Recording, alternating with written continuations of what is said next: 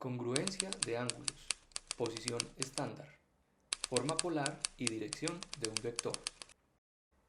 Comencemos con el siguiente ejemplo.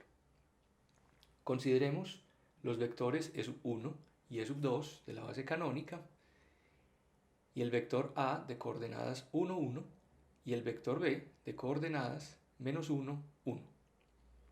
Observemos que el vector E2 es el ortogonal de E1 y también observemos que el vector B, observemos bien, el vector B es el ortogonal de A. En consecuencia, si calculamos el coseno del ángulo de E1 a A, por definición esto será el cociente del producto punto entre los vectores sobre el producto de las magnitudes. El producto punto nos dará 1 y el producto de las magnitudes nos dará raíz de 2. Entonces este coseno es 1 sobre raíz de 2. Análogamente, si calculamos usando la definición el coseno del ángulo de E2 a B, obtendremos el mismo resultado, 1 sobre raíz de 2. El seno del ángulo de E1 a A es 1 sobre raíz de 2 y el seno del ángulo de E2 a B es también 1 sobre raíz de 2. Observamos, después de haber hecho estas cuentas, que los dos cosenos de los dos ángulos de E1 a A y de E2 a B son iguales. Y también observamos lo mismo entre los respectivos senos. Es decir, los ángulos de E1 a A y de E2 a B comparten los mismos valores de seno y coseno. Gráficamente observemos estos ángulos.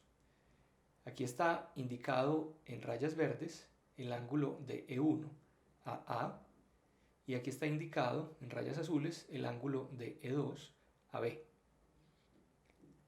Observemos que estos dos ángulos no son iguales. Recordemos que los ángulos, según nuestra definición, son conjuntos. Y claramente los puntos que están en verde no pertenecen al conjunto sombreado en azul y viceversa, los puntos que están en azul no pertenecen al conjunto sombreado en verde. Así que estos conjuntos no son iguales, pero sí es cierto que en algún sentido son conjuntos del mismo tipo o entre comillas equivalentes. Gráficamente lucen con la misma abertura.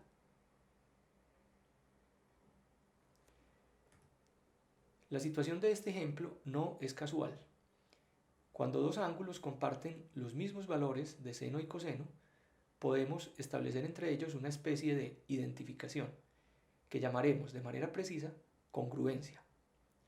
Escribamos la definición. Definición. Supongamos que XY y UV son parejas ordenadas de vectores no nulos. Diremos entonces que los ángulos de X a Y y de U a B son congruentes y los simbolizaremos de esta forma.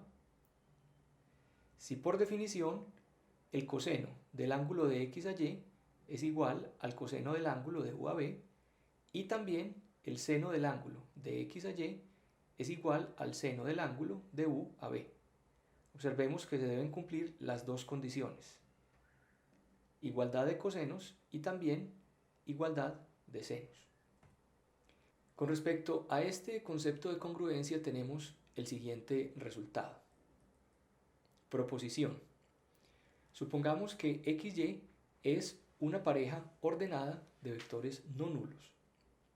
Entonces tenemos tres resultados. El primero, parte A, es una equivalencia que dice que el coseno del ángulo de X a Y es 1 si y solo si el ángulo de X a Y es congruente con el ángulo de E1 a E1. Es decir, si y solo si el ángulo de X a Y es un ángulo nulo. Esa es la primera parte. La parte B nos dice que el coseno del ángulo de X a Y es -1 si y solo si el ángulo de X a Y es congruente con el ángulo de E1 a -E1. Es decir, el coseno del ángulo de X a Y es -1 si y solo si este ángulo es un ángulo llano.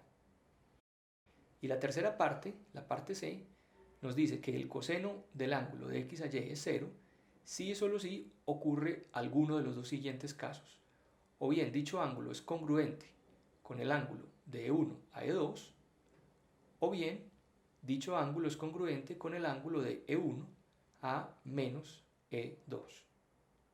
Observemos que los tres resultados A, B y C son equivalencias, son resultados del tipo sí y solo sí, es decir, caracterizan los ángulos cuyos valores son respectivamente 1, menos 1 y 0.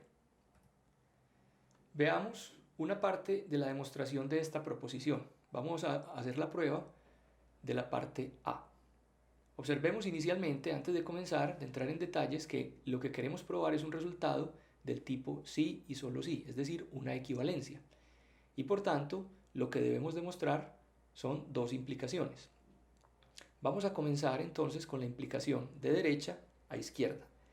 Observemos nuevamente el enunciado A y entonces vamos a suponer el lado derecho, es decir, vamos a suponer inicialmente que los ángulos de X a y de E1 a E1 son congruentes, y lo que debemos probar entonces es el lado izquierdo, es decir, que el coseno del ángulo de X a Y es 1. En efecto, esto ocurre puesto que por hipótesis los ángulos son congruentes, y según la definición que está escrita justo arriba, esto significa que sus cosenos y sus senos son iguales. En particular, sus cosenos son iguales, así que el coseno del ángulo de X a Y es igual al coseno del ángulo de 1 a E1, y este ángulo, ya lo vimos antes en alguna de las propiedades en el episodio anterior, este ángulo tiene coseno igual a 1, es un ángulo nulo. Y de esta forma entonces, suponiendo el lado derecho, hemos probado el lado izquierdo en la equivalencia. Vamos entonces a la demostración de la otra implicación, es decir, ahora el juego consiste en suponer el lado izquierdo, es decir, que el coseno del ángulo de X a Y es 1, y debemos probar el lado derecho, es decir, que dichos ángulos son congruentes, el ángulo de X a Y y el ángulo de E1 a E1. Recordemos, tenemos arriba la definición, así que probar que estos ángulos son congruentes no es otra cosa que probar que sus cosenos y sus senos son iguales. Observemos que ya tenemos la mitad de esto, ya sabemos que sus cosenos son iguales, pues es justamente la hipótesis que estamos suponiendo, que el coseno del ángulo de X a Y es 1, que ya sabemos que es igual al coseno del ángulo de E1 a E1. Así que ya sabemos que los cosenos son iguales. En consecuencia, para probar que estos ángulos son congruentes, lo único que nos resta es probar que sus respectivos senos son iguales. El ángulo de E1 a E1 tiene seno igual a 0, como lo vimos en el episodio anterior. Así que debemos probar que el seno del ángulo de X a Y es 0. Para esto entonces partamos de la hipótesis. Sabemos que el coseno del ángulo de X a Y es 1. Esto equivale entonces a que este cociente es igual a 1, porque este cociente es exactamente la definición del coseno. Este cociente es igual a 1. Pasando a multiplicar el denominador, esto equivale a decir que el producto punto de X y Y es igual al producto de las magnitudes. Es decir, se cumple esta igualdad. Si repasamos un poco de lo que ya hemos visto, observaremos que esto nos dice que se cumple la igualdad en la desigualdad de Cauchy-Schwarz. Y como se cumple la igualdad por los resultados que ya estudiamos en episodios anteriores, podemos concluir entonces que los vectores X y Y son linealmente dependientes. Es decir, el vector Y es un múltiplo escalar del vector X. En este caso en particular se puede verificar, a partir de la igualdad anterior, se puede verificar que el escalar es positivo, R es positivo. Y entonces, sabiendo esto, vamos a calcular el seno del ángulo de X a Y. Por definición, este seno es el coseno del ángulo del ortogonal de X a Y. Esa es la definición. Y por definición, el coseno de este ángulo es el producto punto de los vectores sobre el producto de las magnitudes. Ahora, como Y es un múltiplo escalar de X, observemos, es un múltiplo escalar de X, entonces el producto punto en el numerador será 0. Y de esta forma entonces concluimos que el seno del ángulo de X a Y es 0, que era justamente lo que queríamos demostrar.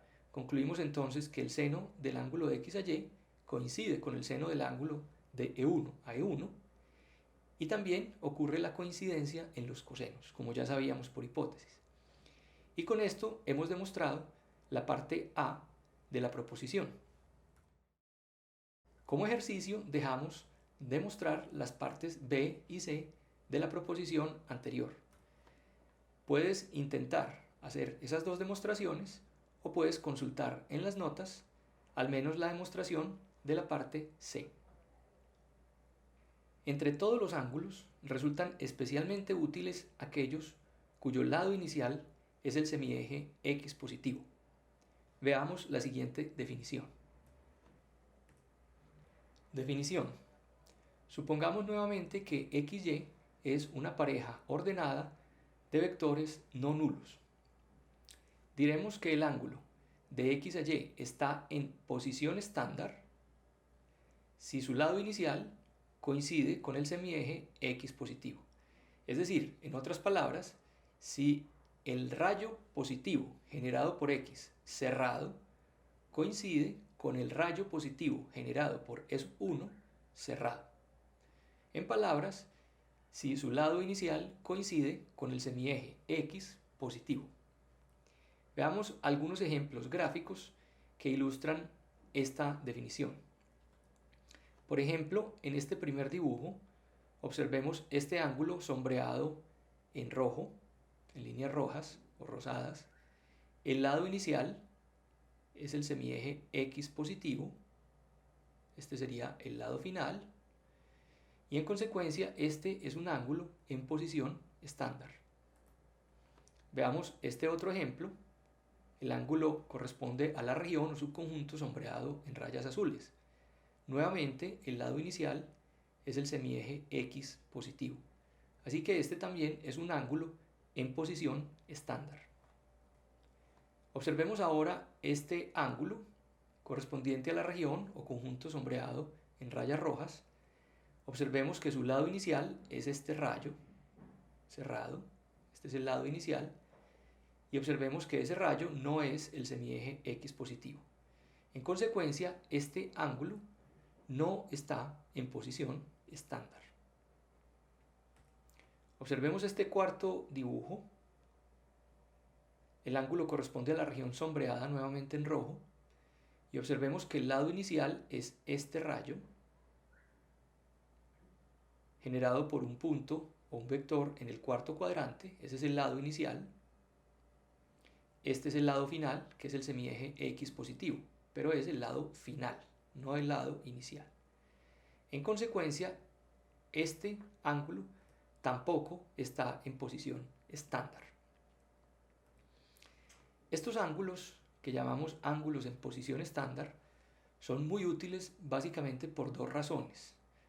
Una de ellas ya la hemos visto. La primera es que el seno y el coseno de estos ángulos se pueden calcular fácilmente.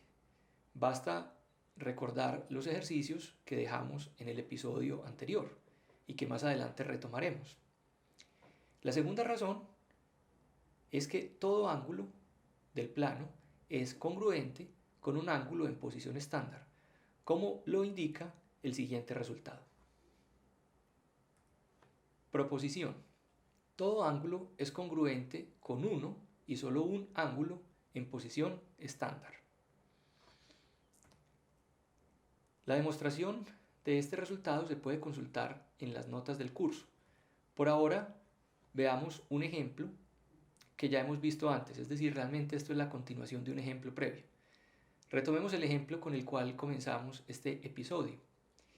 El ángulo de E2 a B, observemos aquí la región en rayas azules, el ángulo de E2 a B no es un ángulo en posición estándar, pues su lado inicial no es el semieje X positivo, es el semieje Y positivo. Así que no es un ángulo en posición estándar. Este ángulo, por otra parte, es congruente con el ángulo sombreado en verde, que corresponde al ángulo de E1 a A. Y este ángulo sí está en posición estándar. Este dibujo ilustra que cualquier ángulo del plano, en particular el ángulo de E2 a B, es congruente con un ángulo en posición estándar. No es una demostración, es simplemente una ilustración. Usando estos ángulos en posición estándar podemos escribir a cualquier vector no nulo en el plano de una forma alternativa que es útil en muchas aplicaciones, especialmente en cálculo. Forma polar de un vector. Supongamos que x de coordenadas x y y minúsculas es un vector no nulo. Supongamos que es un vector no nulo cualquiera en el plano. Entonces, si vamos a las definiciones, el coseno del ángulo de E1 a x, por definición, es este cociente. En el numerador tenemos el producto punto entre E1 y x, y en el denominador tenemos el producto de sus magnitudes. Al efectuar este producto punto, solamente sobrevivirá la coordenada en x minúscula, y en el denominador nos quedará la magnitud del vector x, porque la magnitud de E1 es 1. De tal suerte que el coseno es entonces la coordenada en x sobre la magnitud. Análogamente, si calculamos el seno del ángulo de E1 a x, obtendremos, usando la definición, que esto es el cociente de la coordenada en y sobre la magnitud. Esto es directamente de las definiciones que hemos visto. De tal suerte que de la primera de estas dos igualdades, de acá, podemos entonces despejar la coordenada en x, pasando a multiplicar el denominador, y obtendremos que x, la coordenada en x, es la magnitud del vector por el coseno del ángulo. Guardemos este resultado, y ahora de la segunda de estas dos igualdades, de esta, podemos despejar la coordenada en y, y obtendremos que dicha coordenada es la magnitud del vector x por el seno del ángulo de E1 a x. Guardemos también este resultado. En consecuencia de estas dos ecuaciones, podemos entonces escribir al vector x, cuyas coordenadas son x y y, de esta forma. Observemos, la primera coordenada, según el cuadro rojo que está arriba, es magnitud de x por coseno del ángulo. La segunda coordenada es magnitud de x por el seno del ángulo. En consecuencia, la magnitud del vector x es un múltiplo escalar. Entonces podemos escribir al vector x como el múltiplo escalar, que es su magnitud, por este vector unitario. A esta escritura alternativa del vector x, ya no en términos de sus coordenadas cartesianas, sino en términos de su magnitud y del ángulo de E1 a x, la llamaremos forma polar del vector x. Esto se puede hacer para cualquier vector no nulo. Observemos, al principio supusimos que x es no nulo. Eso lo necesitamos para poder dividir por la magnitud del vector. Entonces, esta escritura alternativa, ya no en términos de las coordenadas cartesianas, sino de su magnitud y del ángulo de E1 al vector x, se llama forma polar del vector x. Más adelante, en los cursos de cálculo, probablemente, a la magnitud del vector y al ángulo se les llamará coordenadas polares del vector x. A dicho ángulo, además, se le conoce como dirección del vector x. En este dibujo ilustramos un hecho interesante. Hasta ahora, observemos acá, tenemos el origen, tenemos al vector x, cuyas coordenadas son x y y, es decir, este punto en rojo que señalamos allí correspondería al punto de coordenadas x0, y este otro punto en rojo, en el eje y, correspondería al punto de coordenadas 0y. Entonces, como habíamos aprendido a localizar al punto x, lo localizábamos de la siguiente forma. Nos paramos en el origen y nos desplazamos x unidades de longitud en la dirección horizontal y luego y unidades de longitud en la dirección vertical. Y de esta manera llegamos al punto x. Intuitivamente esto se asemeja a ubicar un punto usando carreras y calles. En una ciudad usando carreras y calles. Con lo que hemos escrito, que es la forma polar, hay una manera alternativa que ilustramos en el siguiente dibujo. Ahora, alternativamente, nos paramos en el origen y nos desplazamos en la dirección del semieje x positivo, magnitud de x unidades, hasta llegar a este punto que es el múltiplo escalar magnitud de x del vector E1. Otra vez, desde el origen, nos desplazamos en el sentido de las x positivas, magnitud de x unidades hasta llegar a este punto. Y a continuación barremos un arco o recorremos un arco de circunferencia hasta completar el ángulo de E1 a x. Otra vez, desde este punto recorremos un arco hasta completar el ángulo de E1 hasta x. Y de esa manera también podemos llegar a x. De esta segunda forma, para ubicar a x necesitamos su magnitud, que sería la longitud de este segmento, y necesitamos el ángulo para saber hasta dónde recorremos arco.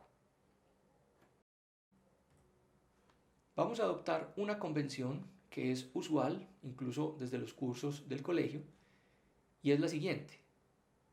Vamos a identificar un ángulo, que es un conjunto en el plano, según nuestra definición, con la medida del ángulo, o con su medida, que es un número que no hemos definido todavía, y lo vamos a definir más adelante. Si este es el caso, entonces, y el ángulo de E1 a x mide, digamos, θ radianes o θ grados, según el sistema de medida, vamos a escribir esto, el ángulo de E1 a x es θ.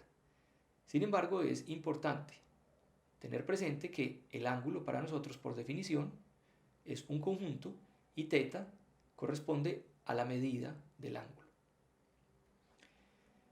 Para finalizar este episodio, veamos un ejemplo muy sencillo en el cual vamos a hacer uso de los sistemas de medición de ángulos.